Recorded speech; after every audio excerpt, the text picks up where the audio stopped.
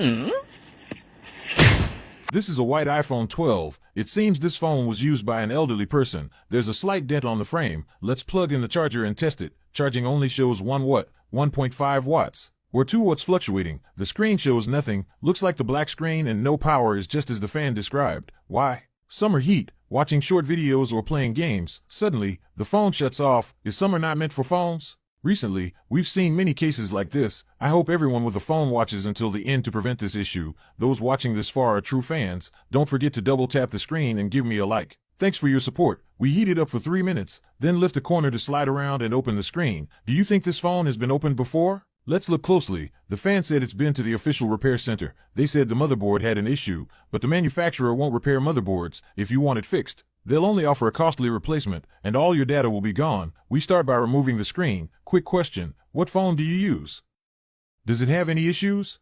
Let's closely inspect the back of the screen for any labels. There are 2 scratch marks. Since it's a motherboard issue, we need to remove the board, disconnect all external connectors on the motherboard. Remove the screw securing it. On the iPhone 12, be careful with the power/volume flex, it's under the sticker. Now we can remove the motherboard. Let's test it with a power supply. The board appears untouched and unserviced. Connecting it to the power supply shows a short circuit instantly. Some may say, is it a shorted capacitor?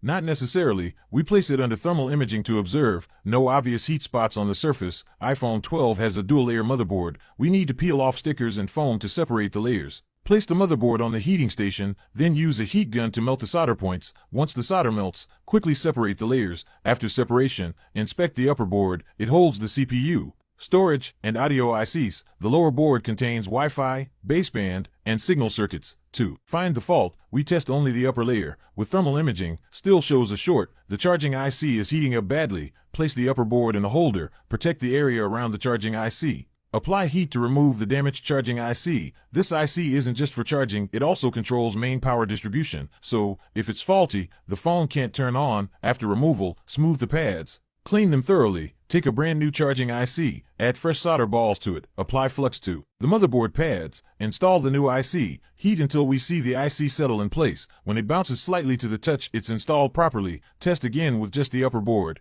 It still doesn't boot, draws 100+ mAh and freezes. Strange, could there be another issue? We connect the charging port to the upper board, connect to power again, connect the motherboard to the computer. It goes straight into recovery mode. We exit recovery mode, but it returns to recovery mode again. So we must install the system, but the fan doesn't know their Apple ID and wants to keep their data, so we reattach the layers, then try to install the system with data retention, apply flux to the lower layer, flatten the solder balls, clean the pads on the lower layer, repeat on the upper layer, place the lower board in the balling fixture,